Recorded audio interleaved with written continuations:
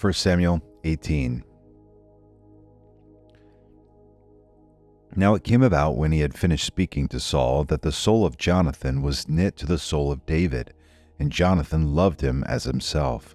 Saul took him that day and did not let him return to his father's house. Then Jonathan made a covenant with David because he loved him as himself.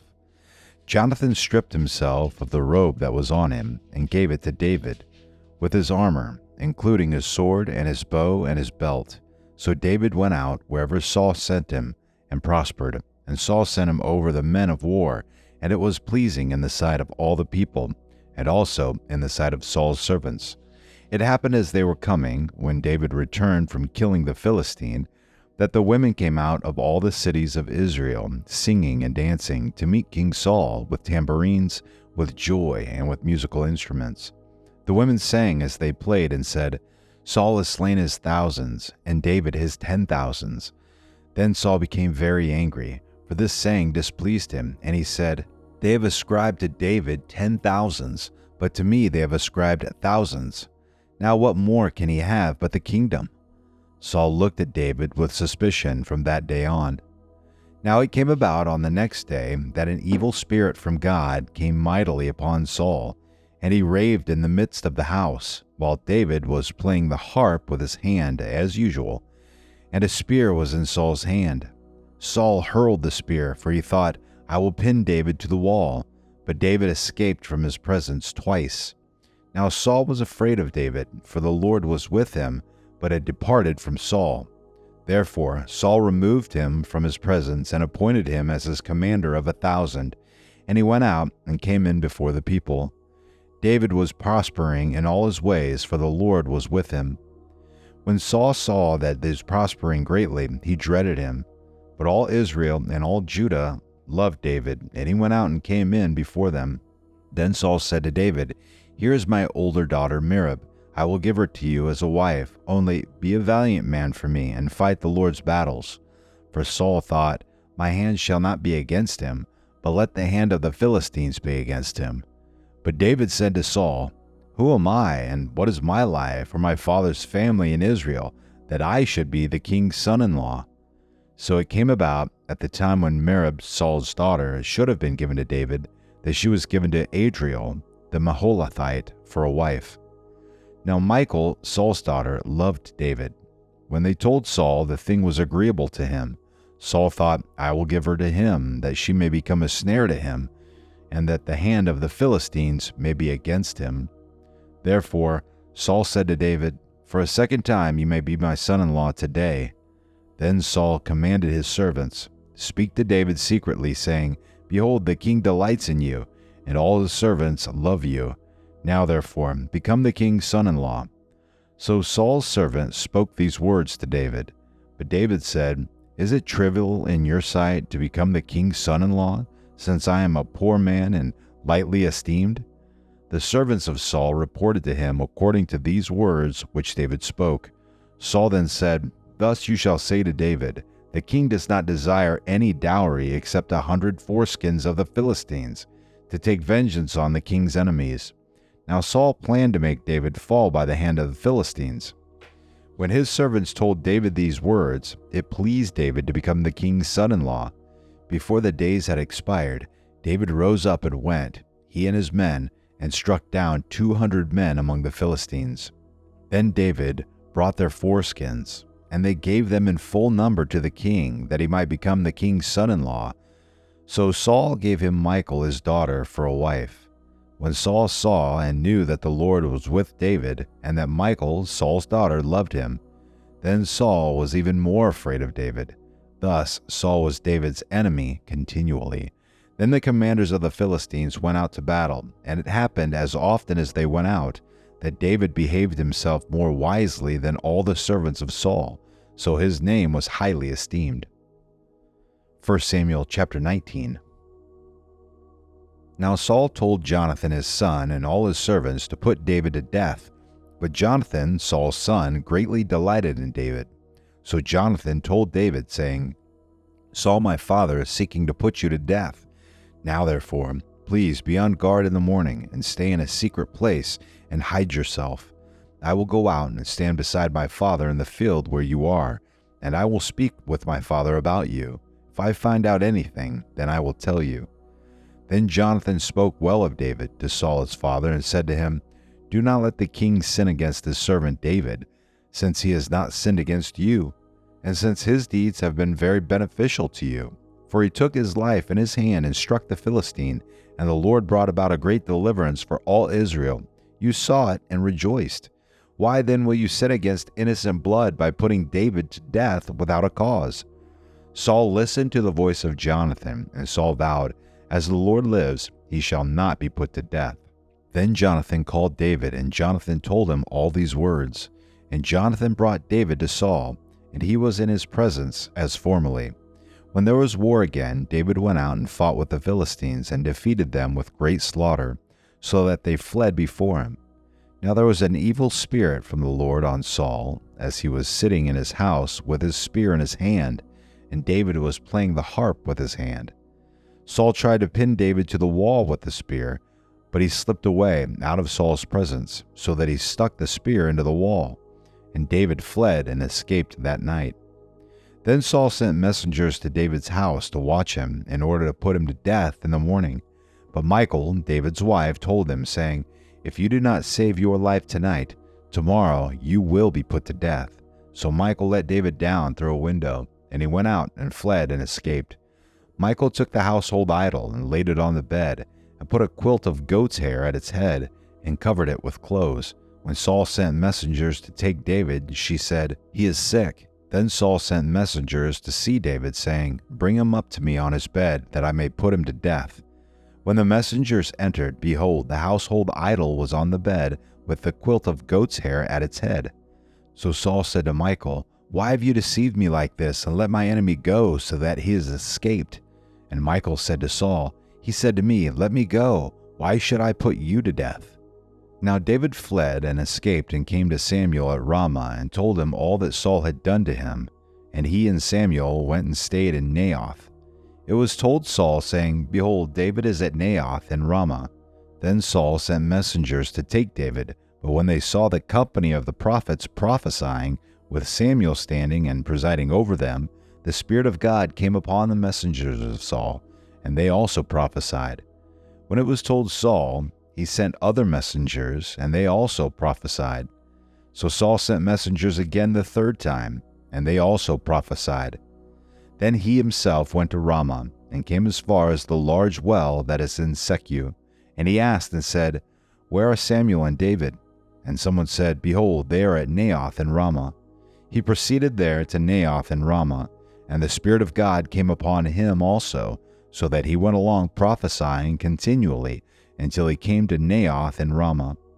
He also stripped off his clothes, and he too prophesied before Samuel, and lay down naked all that day and all that night. Therefore they say, "Is Saul also among the prophets?" 1 Samuel chapter 20. Then David fled from Naioth in Ramah, and came and said to Jonathan, "What have I done? What is my iniquity? And what is my sin before your father, that he is seeking my life?" He said to him, "Far from it, you shall not die. Behold, my father does nothing, either great or small, without disclosing it to me. So why should my father hide this thing from me? It is not so." Yet David vowed again, saying, "Your father knows well that I have found favor in your sight." And he has said, "Do not let Jonathan know this, or he will be grieved. But truly, as the Lord lives, and as your soul lives, there is hardly a step between me and death." Then Jonathan said to David, "Whatever you say, I will do for you." So David said to Jonathan, "Behold, tomorrow is the new moon, and I ought to sit down to eat with the king. But let me go, that I may hide myself in the field until the third evening. If your father misses me at all, then say, 'David earnestly asked leave of me to run to Bethlehem, his city, because it is the yearly sacrifice there for the whole family.' If he says, 'It is good,' your servant will be safe. But if he is very angry, know that he has decided on evil. Therefore deal kindly with your servant, for you have brought your servant into a covenant of the Lord with you. But if there is an iniquity in me, put me to death yourself, For why then should you bring me your father? Jonathan said, Far be it from you. For if I should indeed learn that evil has been decided by my father to come upon you, then would I not tell you about it? Then David said to Jonathan, Who will tell me if your father answers you harshly? Jonathan said to David, Come and let us go out into the field. So both of them went out to the field. Then Jonathan said to David, The Lord, the God of Israel, be witness. When I have sounded out my father about this time tomorrow, or the third day, behold, if there is good feeling toward David, shall I not then send to you and make it known to you?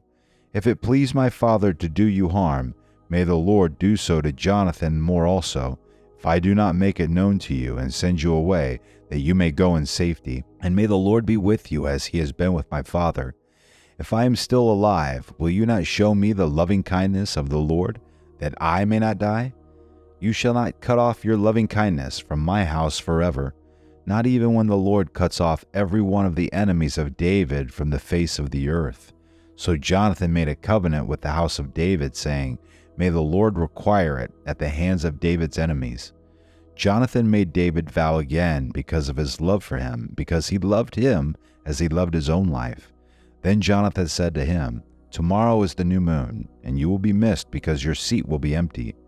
When you have stayed for 3 days, you shall go down quickly and come to the place where you hid yourself on that eventful day, and you shall remain by the stone Ezel. I will shoot 3 arrows to the side as though I shot at a target. And behold, I will send the lad, saying, Go, find the arrows. If I specifically say to the lad, Behold, the arrows are on this side of you, get them. Then come, for there is safety for you and no harm, as the Lord lives. But if I say to the youth, Behold, the arrows are beyond you, go, for the Lord has sent you away. As for the agreement of which you and I have spoken, behold, the Lord is between you and me forever. So David hid in the field, and when the new moon came, the king sat down to eat food. The king sat on his seat as usual, the seat by the wall. Then Jonathan rose up, and Abner sat down by Saul's side, but David's place was empty. Nevertheless, Saul did not speak anything that day, for he thought, It is an accident, he is not clean, surely he is not clean. It came about the next day, the second day of the new moon, that David's place was empty. So Saul said to Jonathan his son, Why is the son of Jesse not come to the meal, either yesterday or today? Jonathan then answered Saul, David earnestly asked leave of me to go to Bethlehem, for he said, Please let me go, since our family has a sacrifice in the city, and my brother has commanded me to attend. And now, if I have found favor in your sight, please let me get away, that I may see my brothers. For this reason he has not come to the king's table. Then Saul's anger burned against Jonathan, and he said to him, You son of a perverse, rebellious woman, do I not know that you are choosing the son of Jesse to your own shame, and to the shame of your mother's nakedness? For as long as the son of Jesse lives on the earth, neither you nor your kingdom will be established. Therefore now, send and bring him to me, for he must surely die. But Jonathan answered Saul his father, and said to him, Why should he be put to death? What has he done? Then Saul hurled his spear at him to strike him down, so Jonathan knew that his father had decided to put David to death.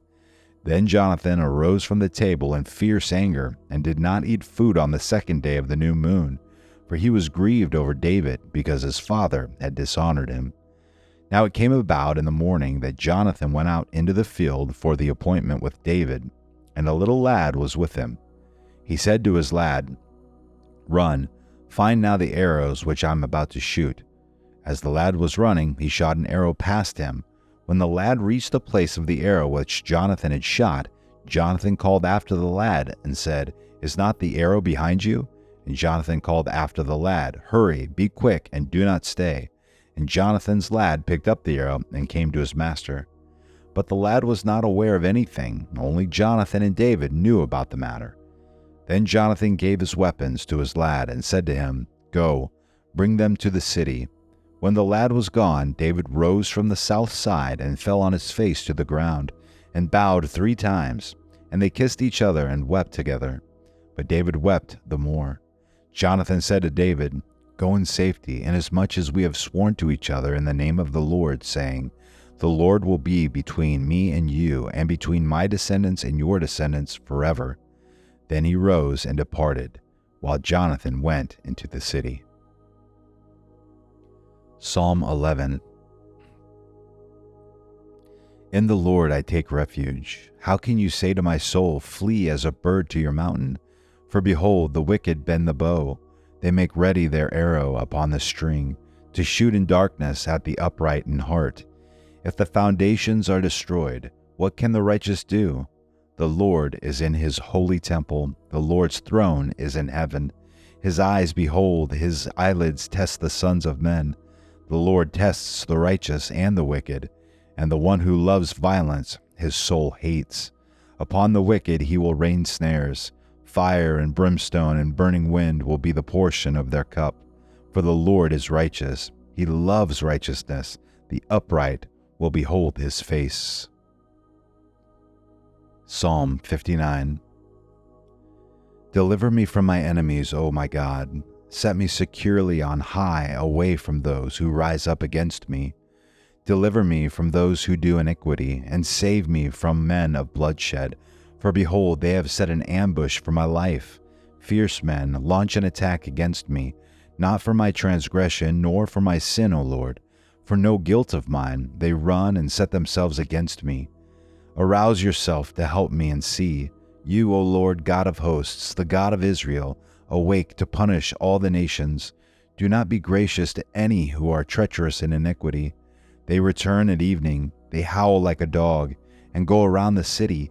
Behold, they belch forth with their mouth. Swords are in their lips, for they say, "Who hears?" But you, O Lord, laugh at them. You scoff at all the nations. Because of his strength I will watch for you. For God is my stronghold. My God and his loving kindness will meet me. God will let me look triumphantly upon my foes. Do not slay them, or my people will forget. Scatter them by your power and bring them down, O Lord, our shield. On account of the sin of their mouth and the words of their lips, let them even be caught in their pride, and on account of curses and lies which they utter. Destroy them in wrath, destroy them, that they may be no more, that men may know that God rules in Jacob to the ends of the earth. They return at evening, they howl like a dog, and go around the city. They wander about for food and growl if they are not satisfied. But as for me, I shall sing of your strength. Yes, I shall joyfully sing of your loving kindness in the morning, for you have been my stronghold and a refuge in the day of my distress. O my strength, I will sing praises to you, for God is my stronghold, the God who shows me loving kindness.